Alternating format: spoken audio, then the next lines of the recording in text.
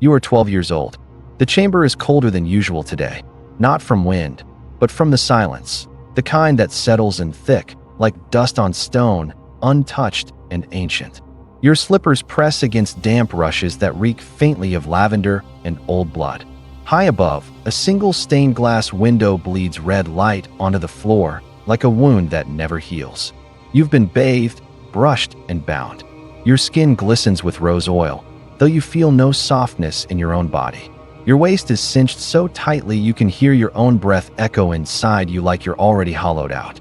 There are voices behind the door. Men's voices. Clergy. Law. Power. They are not speaking to you, only around you. As if you were a negotiation, not a girl. A title with legs. A future womb for a royal ambition. The dress they've placed on you is white. But this is no wedding. It is an inheritance claim, cloaked in lace and gold. A contract disguised as ceremony. You are not a child. Not to them. You are property. An asset. A ledger entry in velvet.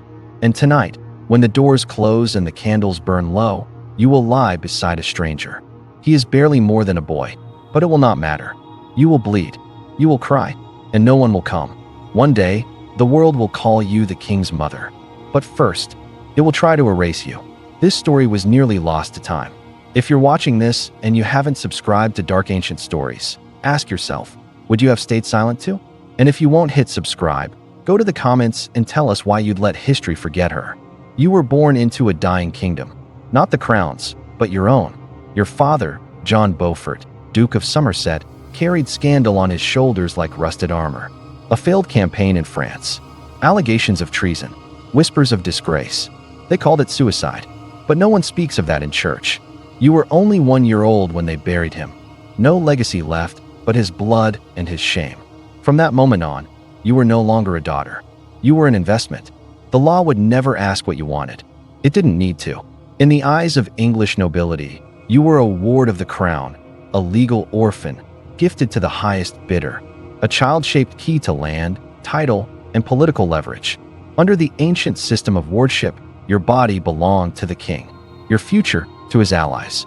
It was not a question of if you would be married, only how soon and to whom. Your mother, Margaret Beaufort, was not weak, but she was bound by duty as tightly as you were by your corset. She watched as your inheritance was diced and handed out like bread to nobles hungrier for land than for peace. They didn't speak your name, they spoke your claim. You were 5 when the letters came, 6 when the man was chosen, John de la Pole, a child himself, son of a powerful duke. But power isn't innocence, and you were never asked. The engagement was official, the contract sealed. You would be married, not when you were ready, but when they said the time was ripe. There were no dolls in your chambers after that. Only tutors, priests, women who taught you how to lower your eyes, how to kneel properly, how to silence a scream behind a smile. You learned to embroider. Fine, perfect stitches on linen so thin it tore under breath. You stitched saints and flowers and banners. You stitched the names of dead kings. And in every thread, you buried a question you were never allowed to ask. What would it be like to choose? At 12, you were told to prepare. You weren't told for what. The castle was readied. Flags hoisted. Bread baked. You were bathed in rose water, anointed with oils, wrapped in silk. The chapel bells did not ring with joy. They told like a warning. The ceremony was brief. You do not remember the Latin words, only the silence between them. The priest's voice was dry. The candle wax dripped onto stone like blood from a distant wound. You didn't speak. You weren't expected to. He placed the ring on your finger. Cold. Heavy. Final. It was done. There was no feast that night, only whispered congratulations behind painted fans. You were no longer Margaret Beaufort, child of a broken house. You were a wife, and soon you would be a mother, because your body was no longer yours. It was an heirloom now, something to be filled, emptied, passed on. And as they led you away to the marriage bed, you turned your head toward the embroidered tapestry that had hung in your chamber since you were a girl. The one with the red lion standing over the fallen lamb. You had always thought the lion was brave, but now you saw it clearly. It was hungry. Every thread she stitched was a prayer to be remembered. Don't scroll past her life like everyone else did. Subscribe to Dark Ancient Stories and make her memory louder than her silence. The air inside the castle has a stale, heavy scent that clings to the walls like a ghost. Days pass, each one longer than the last. You watch the flickering of candles as they sputter out, their flames too weak to keep the dark at bay. Then, in the midst of your waiting, a sudden silence fills the room. News arrives with a soft knock on the door, a whisper in the hallway. You are alone, as always, when the servant enters, his face pale and hard. John de la Pole, your husband, has died. The words are like a stone dropped into water, sending ripples through every part of your existence. He was only 14, your child husband, his body unable to bear the weight of the fever that swept through him in the dead of winter. He was weak. So was your marriage. But now, something else stirs in you. Something unexpected. You are no longer a wife. You are free, for a moment. The cold, tight grip of his family's control loosens. The ring that once pressed into your finger is now just metal, heavy with nothing but a name. And yet, that freedom is not yours for long. It is a cruel, fleeting thing. You are the richest child widow in England. Your inheritance is vast. The land, the titles, the power, all of it now belongs to you. But it is not for you to keep. It is for the men who hold the strings of your life. Your mother is afraid of what happens next. She speaks in whispers, eyes darting to the shadows, watching the servants for signs of betrayal. Your freedom is as dangerous as it is valuable. Your wealth is coveted by every powerful man in the realm. And your name? It is nothing but a currency, easily traded for an alliance, a throne, a victory. They will come for you. It is inevitable. Already, men circle like wolves, smelling your riches. They know your value more than you do. Your body will be sold once again, the price determined by the highest bidder. And so, your mourning is brief. Your tears, too, are politicized. No time for grief when you are the prize, the crown jewel of a forgotten king's ambition. Your life, once bound by vows, now dances to the rhythm of someone else's strategy. There is no room for sorrow, only for survival. It is a cold, calculated existence. The world will use your grief to remake you, to push you back into the game of kings and pawns. You are not allowed to mourn. You are not allowed to feel. There is only one truth now. You will be remarried, and someone will decide who. But for now, you sit alone, staring at the spot where he once lay, wondering for a moment if you had ever known him, wondering if you had ever known yourself. Your choices? A cruel illusion. Every life you touch will leave a mark, but it will not be for you to decide. You will be wed again. Your body is not your own. Never has been. Never will be. Your life, your power, your legacy, sold. Her freedom lasted only as long as her grief. What will you do when they come for you next?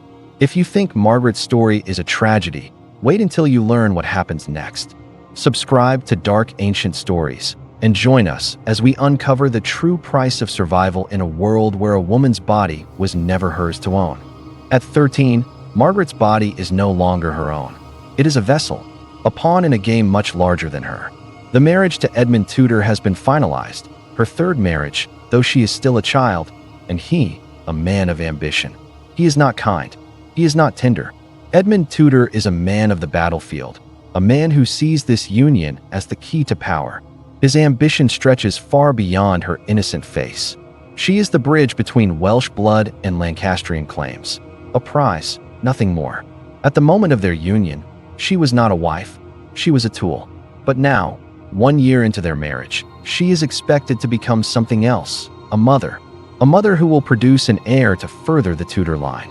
The lines of fate are drawn across her fragile skin, and as the days pass, she feels the weight of her husband's expectations press down on her, harder than the walls of the stone castle surrounding her. Edmund is rarely home. He is off pursuing his ambitions, riding with his army through the hills and valleys of England. And Margaret? She is left alone in a drafty castle, her hands trembling as she holds the fabric of her pregnancy, a burden placed upon her body with no escape. The wind howls outside, but inside, the warmth of the fire only reminds her how cold the world can be when it turns its back on you. She has no companions, only attendants who scurry in and out, bringing her meals she doesn't choose and offering prayers she does not believe in. The only thing that moves her now is the growing child inside her, an ever-present reminder of her duty. The labor pains begin in the night, a slow tightening that feels like the walls of the castle are closing in on her. No midwife, no medical care. The knowledge of childbirth is a dark, silent terror passed down from mother to daughter in hushed tones, never spoken of directly, but always known. Her small, fragile frame trembles beneath the weight of it all. The room smells of iron and sweat. The candles flicker in the damp cold, casting strange shadows across her face. She does not scream. She cannot. Screaming in a place like this, in this life, is a luxury, something for the rich and powerful, those who control their own fate. Margaret's only company is the sound of her own breath, quick and shallow, like a beast caught in a trap. The pain is constant, unyielding. Every contraction forces her body to remember that it does not belong to her. She lies in a cold, unforgiving bed, the air so thin it scratches her lungs. Her heart beats louder than the crackling fire. She is nothing but a girl, a child, alone, forced to bleed, forced to give life, forced to endure. She wonders if she will survive this. But what does survival mean to a girl whose life was never her own to begin with? The hours pass, every breath a battle. Every moment feels like a year. There is no compassion. There is no gentleness. There is only a dark, indifferent silence that presses in, suffocating her. The only sound is the pulse in her veins. And then, the moment arrives. The child is born, a boy. She should be happy. She should be relieved. But the weight of the moment is not light. It's not freedom. It is another tether. Another man. Another life that she will never truly own. Margaret's body is scarred by the labor, ravaged in a way no girl should ever know. Her recovery is slow, slower than any child should bear. She does not hold the child, not yet. He is taken from her, placed in the arms of someone else who will raise him. The weight of motherhood is already beginning to sink in. The life she carries now is not just hers. It is a kingdom's, a throne's. It has a purpose far greater than herself. And as she lies there, weak, her body ravaged by the blood she was forced to spill, she wonders, what if it was always meant to be this way? What if every step of her life was nothing but preparation for this moment? A moment when her body would no longer be hers. A moment when her blood would spill, not for her own survival, but for a crown. If you think you've heard dark stories before, you're wrong. And if you're still watching without subscribing, tell us in the comments why Margaret's pain isn't worth your click. The child's cries pierce the silence of the room. Henry. The name echoes like a distant drumbeat, a herald of what's to come. The boy, born under the weight of the crown he will one day wear, draws his first breath in a world already steeped in political blood. The blood of his mother, the blood of those who've come before him. His tiny fists flail, his tiny lungs scream. Innocent, pure. But Margaret? She lies silent, staring at the ceiling above her, her body completely still. The pain still lingers, dull and persistent, as if it never fully leaves her. She should be relieved, joyful even. After all, the child was born, a son, the future king. But there is no peace in her heart, only a gnawing emptiness, a horror that grips her chest tighter than the constricting fabric of her dress. Her body has failed her. They say it's a miracle that the boy survived. But Margaret is no longer the girl who entered this cold, unforgiving world. She is a hollowed-out shell, a vessel drained. She will never have another child.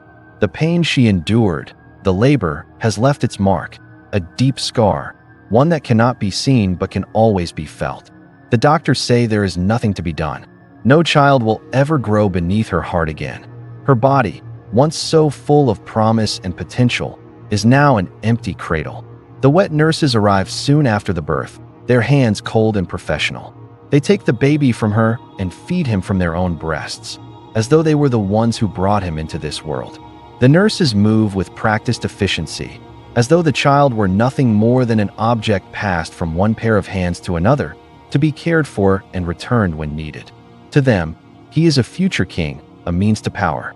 But to Margaret, he is a reminder of everything her body could no longer give. Margaret watches them, distant and detached, as her son is fed from the breast of a stranger. The nursing mother is the one who bonds with him now.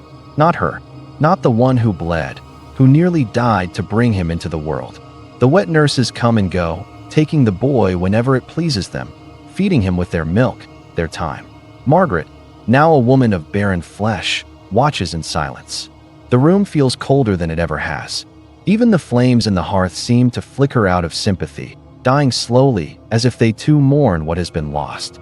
She wonders what it is like, to feed her child, to nourish him, to hold him close and feel him breathe against her chest.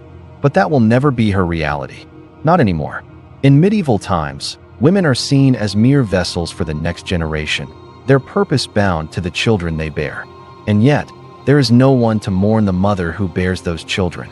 No one to mourn the woman who was forced to bring life into a world that offered her nothing but pain, nothing but demands. She is nothing more than a tool, her body only a means to an end. She looks at Henry, his tiny face now resting in the arms of the nurse, and she wonders if he will ever understand what she sacrificed to give him life. He will grow strong, and he will grow fast. One day, he will sit on a throne and wear a crown, and she will be nothing but a shadow in his story. Her legacy will not be told through her body. It will be told through his. And yet, in this moment, when her blood runs cold and her limbs remain still, Margaret realizes something else, something far more disturbing than her own brokenness. The pain she carries within her will never leave. Not because of the scars it has left on her body, but because of the hollow space it has carved into her soul. She will never feel complete again. And the price of this birth, this boy who will one day be king, is her own body, forever broken. If you think this story cannot get darker, think again. If you are still watching and haven't subscribed yet, ask yourself why you're standing by and letting her pain remain forgotten. Join us at Dark Ancient Stories and uncover the sacrifices women like Margaret made so that kings could rule. Her body has borne its toll, yet it is not her body that matters anymore. Margaret Beaufort has learned to move through the world like a shadow, unnoticed, calculated. She is no longer the child bride whose fate was sealed by the whim of powerful men. She has learned to navigate the labyrinth of power in silence, to stand behind the walls and listen when others cannot hear. Her third marriage to Henry Stafford, a moderate Yorkist, is not a union of love but of necessity. The world does not care for her grief, nor does it care for her desires. It only cares for power. And Henry Stafford, though not of royal blood, is a man with ambitions, with ties to both the Yorkist and Lancastrian factions. He, too, is a pawn in a greater game, but one who will not bend easily. This marriage is a stepping stone in a much larger political strategy. She watches him, sits at his side in silence, never once speaking more than is necessary. Her life is one of whispered conversations, of secrets that dance behind closed doors, of alliances that change with the tides of power. While Henry is busy managing his estate, negotiating with the Yorkists, Margaret hosts her own secret meetings. Lancastrians, men who would support her son's claim to the throne. They meet in the shadows, behind closed curtains, behind locked doors. Margaret listens, nods, absorbs their plans. She has learned the art of secrecy, the value of remaining invisible to those who would use her. Her role now is not to speak, but to hear, not to be seen, but to plan. The church, too, has become her tool. Piety, devotion. She knows the value of appearing humble, of playing the part of a woman whose heart belongs to God.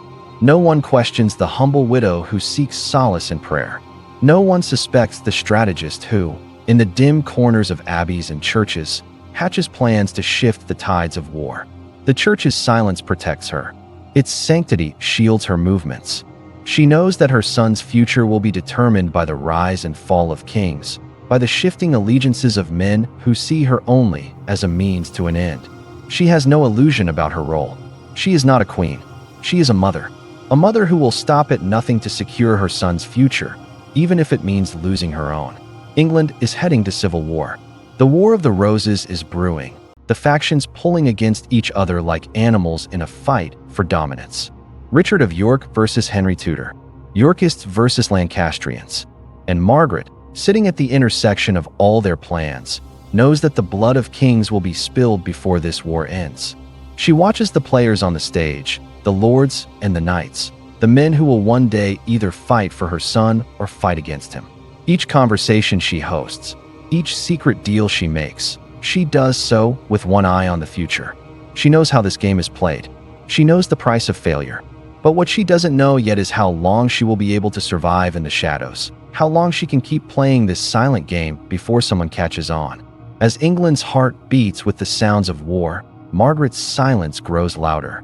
She holds her power in the quiet of the chambers, in the folds of her sleeves, in the contracts signed in secret.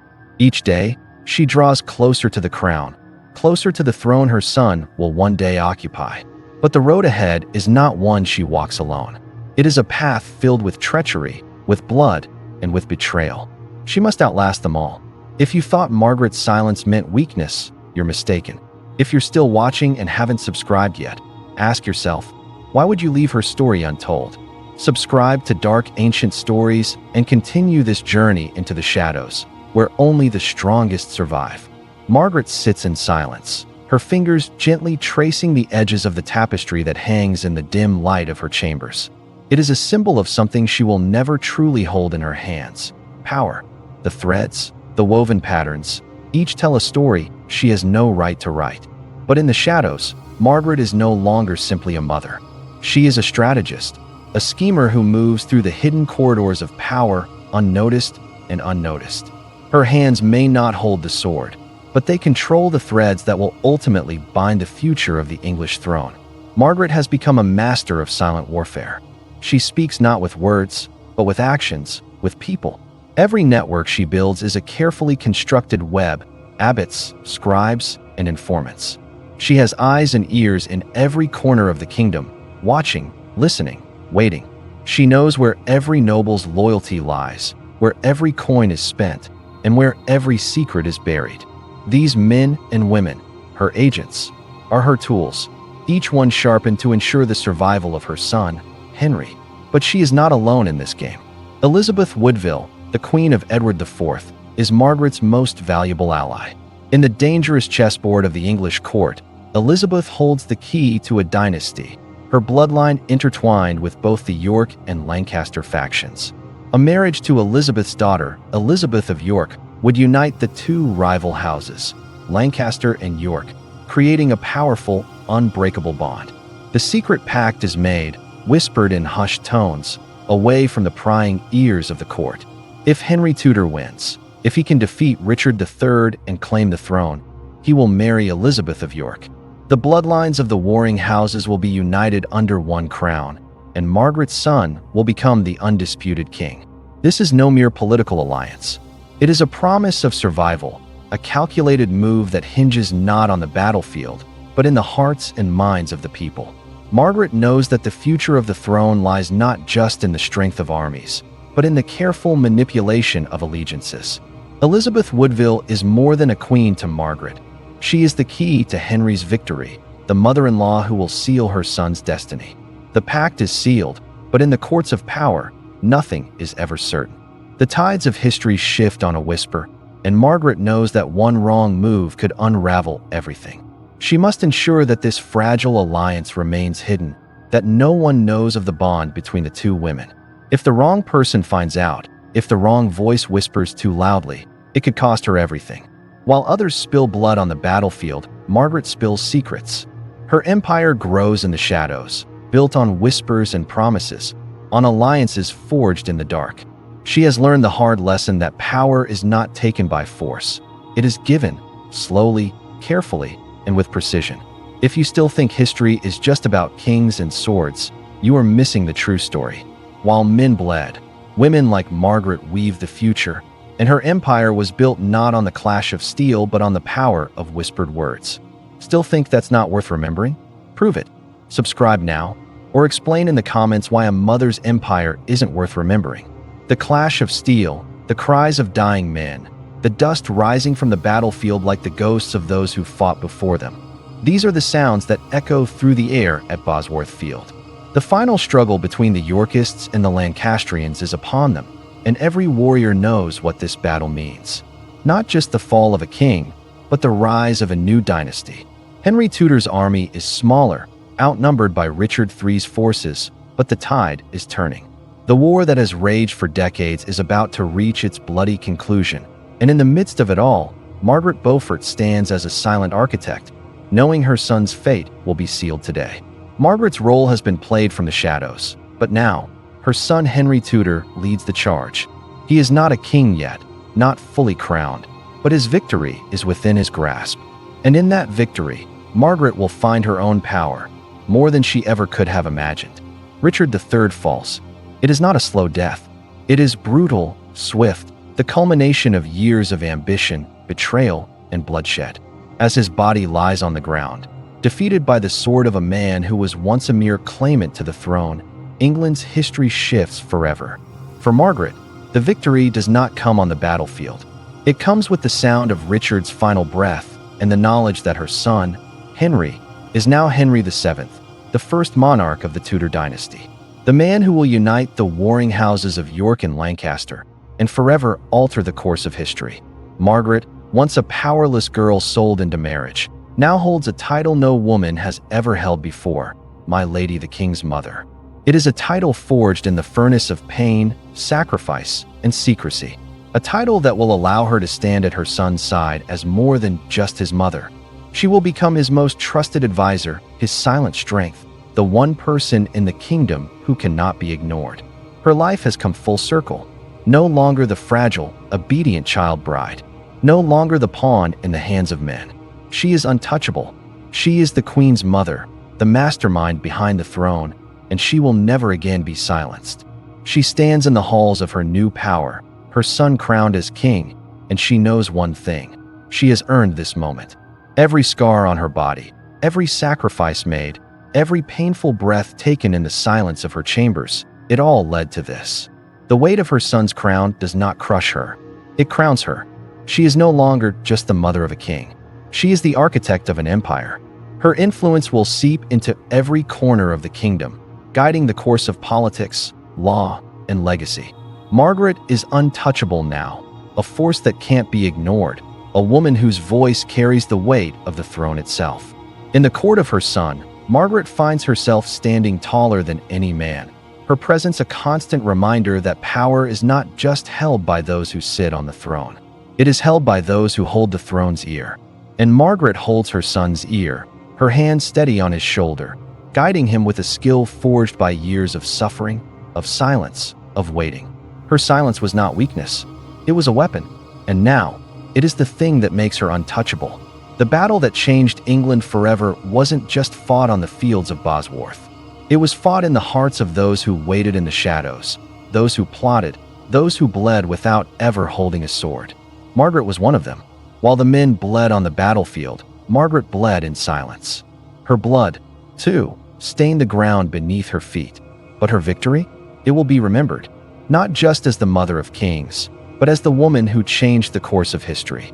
If you think Margaret's rise is a story for the books, think again. She lived it, fought it, and bled it into existence. This wasn't just a battle of men. This was a battle of minds, of power, and of survival. If you haven't subscribed yet, ask yourself why you would let her story fade into the shadows once again. Subscribe to Dark Ancient Stories and join the countless others who refuse to forget what Margaret achieved. Margaret Beaufort's world is one of whispers and shadows. In the courts of her son's kingdom, the throne may sit heavy on Henry VI's head, but it is Margaret's unseen hand that guides the kingdom's direction. She has laid the foundations of the Tudor dynasty, not through battle or ceremony, but through a quiet, persistent force that no one can see but everyone can feel. The finances, the lands, the legal systems, they all pass through her fingers. She knows where the gold is kept, who controls the grain, and who can be trusted with the law. She transforms the very idea of what it means to be a mother in the royal court. She is not just the bearer of heirs. She is the caretaker of the realm, the unseen force that ensures its survival. She proves that a mother can be as powerful as a king, that motherhood is not a weakness but a weapon, one that she wields with ruthless precision. Margaret's control is absolute, and yet, it is a control that remains invisible, never acknowledged by those who think they hold the reins of power. She doesn't sit on a throne, but she shapes the throne itself. And you? But her eyes? Those are not captured in the stone. Those are the eyes of a woman who learned to see beyond the limits set for her. She was never truly free, never truly her own. But what she built, what she left behind, is untouchable. She built a dynasty, and through it, she became immortal. Not because she was a queen, but because she was a mother who forged an empire. Her eyes saw power where others saw weakness, saw opportunity in places where others saw none. They saw the future she was determined to build, a future where her son, Henry VIII, would carry the Tudor legacy into the annals of history. You can't even hit subscribe? Join us at Dark Ancient Stories. The past has never bled so clearly. History remembers the king, the monarchy, the wars, the battles. But Margaret Beaufort's name stands as a quiet reminder of what it took to build that power. The cost of silence, the cost of sacrifice, the cost of losing everything, only to create something greater than herself. Go ahead, explain yourself in the comments. The woman who once had no voice now stands immortalized in stone. But she did not regret her choices. She knew what it cost, and she knew it was worth it. She is not just a mother, not just a widow, not just a royal advisor.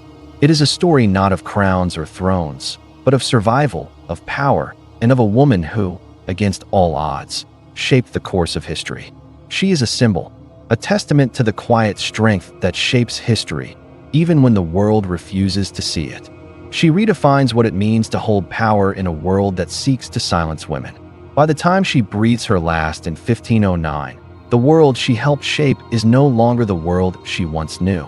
She dies just days after the coronation of her son, Henry VIII, a king whose reign will define England for centuries. But her death is not the end of her influence. It is only the final turning of the page in a story that she began long before Henry ever sat on the throne. In the shadows of the Tudor court, she is untouchable, unstoppable, and unrelenting. Margaret was never a queen, but her funeral is treated as one, as though the crown she never wore has finally been placed upon her. She is mourned by the people, respected by the men who once looked past her, and remembered by the ones who benefited from her unyielding will. Her legacy is not in the title she held, but in the empire she forged. She may have lost everything in the world, but she has built something that no one can take from her, a dynasty, a legacy that will live on for generations. They see only the king, not the woman behind the king. She is not just the mother of a king, she is the mother of a nation's destiny. The throne is not just a seat, it is an institution, a political machine. And Margaret has learned to make that machine work for her. She doesn't need to be seen to wield power. She doesn't need to speak to be heard. Her influence runs deeper than the crown itself. It stretches through the very veins of the Tudor dynasty, running unnoticed by most, but deeply felt by all. Every decree passed, every law upheld, every coin spent, is touched by Margaret's careful planning. She sits in council meetings, behind closed doors, her voice never raised, yet the weight of her words is felt more than any spoken by her son. Margaret has become the architect of a world that will carry her name long after her time has passed. Her influence reaches into the very heart of England's administration. Her legacy, in many ways, is written in the walls of Christ's College, Cambridge, a foundation she creates with the wealth and influence she has earned. It is more than just an institution of learning. It is a monument to her intelligence, her foresight, her belief in the power of education to shape the future. In an age where women are meant to be seen and not heard, Margaret Beaufort is carving out her own space. Her actions prove that intellect, influence, and strength are not bound by gender. She, too, is a kingmaker. She, too, has the power to change history. Margaret invents something new, something that has never existed before: political motherhood. Her son may rule the kingdom, but Margaret Beaufort is its true architect. She couldn't read or vote, but she rewrote England's fate. Margaret Beaufort lived her life not as a woman, but as a shadow, a force that bent the course of history without ever being truly seen. Her funeral is a spectacle, one that mirrors the grandeur of royalty itself. At Westminster Abbey, an effigy of Margaret stands, crafted in the image of a woman whose life was both forged in suffering and crowned with power. Her figure remains, her face still, her hands folded in prayer, her posture one of eternal dignity. As the centuries pass, her name fades into the background. She lost everything: her body, her freedom, her childhood. Her final years were marked by solitude, the weight of her life's work slowly crushing the joy she might have known. Margaret Beaufort's story is one of unimaginable sacrifice. If you believe history should be as dark, personal, and powerful as it truly was, you're already part of this story.